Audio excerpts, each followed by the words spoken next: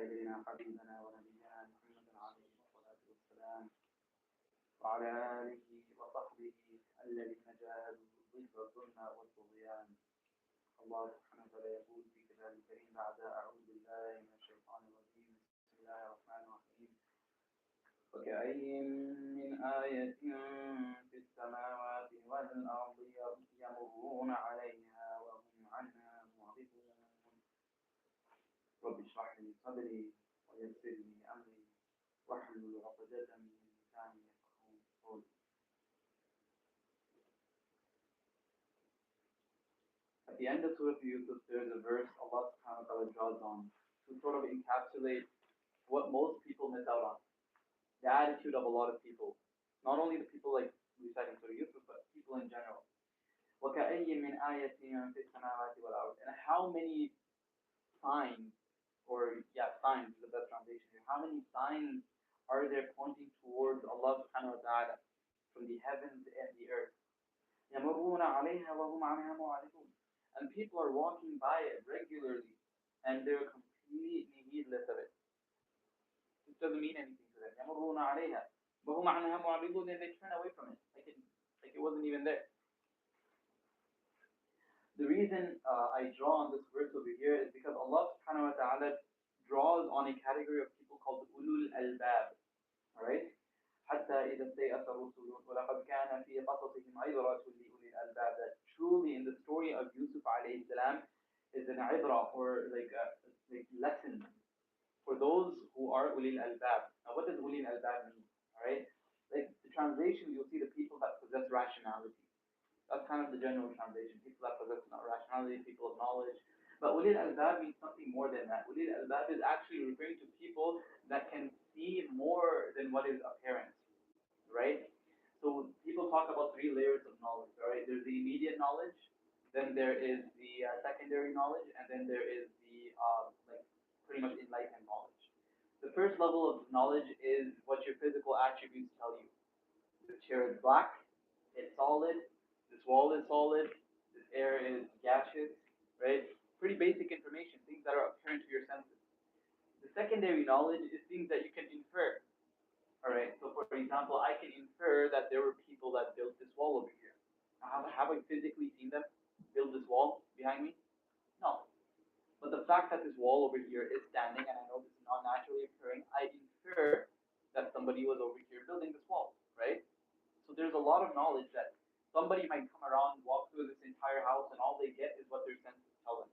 There's some other people with deeper insights. They walk around this house, and they have much more knowledge than what the average person walked through with, even though it was the same experience, literally the same experience. But their interpretation is completely different. They're learning so much more about how the windows were made and what it took, and walls, and how old the house is, and all of this information that's not available to the other person. That person doesn't even know if this house was built yesterday or the year before. This other person can tell, oh, this looks like it's approximately 50 years old, right? And then there's the third level of knowledge. The third level of knowledge is going beyond the inferring and connecting it to the Creator. That this right here is how Allah subhanahu wa ta'ala is speaking to me through this. I'm over here walking through this house. I can infer a lot of knowledge on when this house and stuff was made. But then there's tertiary knowledge on why does a house like this even exist over here? What does this house mean, the existence of this house mean to me? And you can get answers for something like, okay, this house exists over here because of, there's an situation going on over here locally and stuff like that. And what this house means, like in my life, me entering over here, is that this is an opportunity or blessing given to me by my moral responsibility, the Creator of mankind. There's a moral imperative that you have in this house. There's a halal and haram that you have in this house. Somebody might come around and they might kick a hole in the wall, and that's haram because they don't own the house. But they have no moral imperative. But a person who believes in Allah subhanahu wa ta'ala, creator of the heavens and the earth, creator of all of mankind, believes that person is going to judge me what I do here and what I don't do over here, then you have a moral imperative all of a sudden. You have a third layer of thinking that the other person doesn't. Does that make sense? The first layer of knowledge is what is immediate to your senses. The second layer of knowledge is what you can infer from information available to you. And the third level of knowledge is connecting it to what Allah subhanahu wa ta'ala commanded you with. the moral imperative? How does this relate to your behavior? When Allah subhanahu wa ta'ala is talking about ulil albab, He's talking about people that have like a full knowledge of things. They're hyper present. They're interpreting things to their greatest extent. They're not distracted like the average person. This is life, man. Another regular thing. Waking up distracted, just going through the motions of life, just, lethargic, walking like zombies. That's the opposite of ulil albab.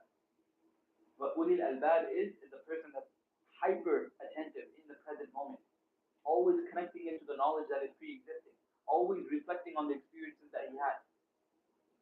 I know a regular habit that really changed my life, and this was something that I was actively trying to do so I can become of the category of these people, is actually every single night reflecting on how my day went. Like sitting down and like kind of replaying, like, what did I do this morning? How did I spend my day? Where did my time go? Do I want my time to go like that? Do I want my day to be like this? What needs to change? For a lot of people, these aren't questions they might ask. Right? Life is a little distracting. Before bed, you want to watch some shows, watch a movie, scroll a little on social media. This is your wind down time, right? But what you're doing is you're conditioning yourself to like a senseless distraction. You're conditioning yourself to be of those people that just walk around in life and they have experiences that Allah subhanahu wa ta'ala gave them, ayah. Like Allah subhanahu wa ta'ala saying, how many of the signs of Allah are all around people and they don't pay attention to it. You'll be those people that are walking around, the signs of Allah subhanahu wa ta'ala, and it's like, comes through one ear or goes through the other, comes through one eye and comes out the other. I don't know if that works the same way, but you get the idea. Allah subhanahu wa ta'ala says that it's literally the last ayah of Surah Yusuf. لَقَدْ كَانَ فِي يُوسُف لَقَدْ كَانَ فِي قَصَصِهِمْ عِبْرَةٌ لِأُولِي الْأَلْبَابِ. That indeed in their stories are lessons for those of true understanding. It's interesting, the same start, لَقَدْ كَانَ, the same thing, لَقَدْ كَانَ فِي قَصَصِهِمْ is in the beginning of the surah, لَقَدْ كَانَ فِي يُوسُف. Alright? And Allah subhanahu wa ta'ala says, لَقَدْ كَانَ فِي يُوسُفَ وَإِخْوَتِهِ آيَاتٌ لِلسَّائِلِينَ.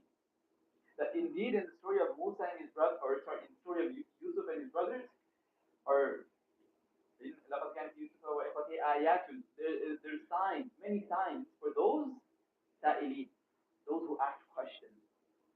Allah subhanahu wa ta'ala is telling you, like when you're going through this story, don't just passively read it as like a sequence of events.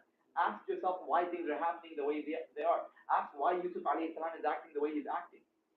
Put yourself in his shoes. Ask yourself, would I do the same thing? Ayatul lis-sa'ilin. Allah subhanahu wa ta'ala is saying there are many ayat in this Quran for those who ask questions. And at the end of the surah, Allah subhanahu wa ta'ala is drawing on saying, لَقَدْ كَانَ فِي قَصَصِهِمْ عِبْرَةٌ لِأُولِي الْأَلْبَابِ. Lesson for those that are truly of understanding. So I want to sort of carry this into a final habit, and this is a bit of a short fatwa, but I think this is a pretty straightforward one and a really powerful one at that. Is that in an age of endless distraction, in an age where everybody is being conditioned to be senseless zombies walking through the motions of life, tell yourself you're going to be different. And remember the sentence I keep saying, if nothing changes, nothing changes. Any temporary motivation you walk out of over here saying that, oh, you know what, that was a good idea. Maybe I should do that. If you don't actually change something in your life, like a habitual change to implement this, then nothing's going to change. If you actually told yourself, I'm not of those, I'm of the people that are walking by the ayat of Allah, and I'm not making sense of them, I'm being of those yamuruna alayha, heedless of them, وَهُمْ عَنَهَا مُعْرِضُونَ, and turning away from them, and I want to change, then you have to make a decision. That I'm going to have a night routine and a morning routine where I am going to think about the things that I do, things I experience in my life, the ayat of Allah, and I'm going to reflect on them and ask questions. That's a real powerful habit. And you can understand life itself becomes more vivid when you try to actively remember it. Most people, like, I'm pretty sure we barely remember what we had for support 2 days ago, maybe even 3 days ago, like, this kind of whizzes by. But when you train yourself to remember your own experiences, you start you just see more colors in life on a day-to-day basis. Things are more real to you. Things are more relevant to you. Things are more memorable to you. And if you truly understand the things you hold in life, you take nothing to the grave except your deeds. The experiences that you chose to act out. It's not your money. It's not your family. It's not any legacy. None of that goes to your grave. The only thing that will follow you to your grave is your deeds. And unless you reflect and ask yourself the deeds that you are doing, how you are doing them, are they relevant to you? Is this the life you want to live? Unless you ask yourself those difficult questions, nothing changes.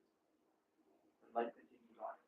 And you wake up one day, you're 20 years old, maybe 25-year-old like me, and sort of look back and you're like, man, I'm a real big loser right now because of all the things that I decided to neglect, of all the things that were wrong, but I just decided to overlook them and not make a big deal out of them. I was every single day putting the seeds of my own destruction, plowing the dirt, seeing it in, and letting it grow. And I did nothing about it until it became so big that now life becomes a tragedy. And you're playing this endless game of retribution. May Allah subhanahu wa ta'ala protect us from that. And that's one of the most painful things, that pain of regret, when it truly settles in. Like we have some of that right now, like day to day, when we're not living the life we want, we have some regret. But that regret truly hits when the major decisions of your life are completely broken apart because of those minor habits that you decided to overlook. Because you just decided, I'm going to live life distracted, senseless. يمرون عليها وهم عنها معرضون. So I pray Allah subhanahu wa ta'ala allows us to be from ulul albab. I pray Allah subhanahu wa ta'ala allows us to be those who are very critical. Understand every single moment is the critical moment. The angels are beside you at all times, recording every single thing that you will do. And on the day of judgment, there will not be a single thing that you did in this dunya, whether you remember it or not, that you will not read in your book, and you will remember that day. So every moment is a critical moment. Don't fall into the illusion of shaitan that the current moment is not critical, because it is. Right now, even if you're not in like a state of emergency right now, you feel like you're gonna go back home into your casual life and stuff like that. The things you make right, the things you decide right now can very well change the entire outcome of your life, no matter how small it is. And we know that. That's like the butterfly effect, right? The idea that over a long enough period of time, change is compound. 1 minute can change 1 hour. 1 hour can change 1 day. 1 day can change 1 week. 1 week can change 1 month. 1 month can change 1 year. 1 year can change your whole life. But it started with that 1 second. It started with that other step you took. You just try to divert from the path that you were going down the entire time. So this is a really important lesson at the end of Surah Yusuf that Allah subhanahu is teaching us. Be like Yusuf alayhi salam. Critical of every moment. Don't let things slide by.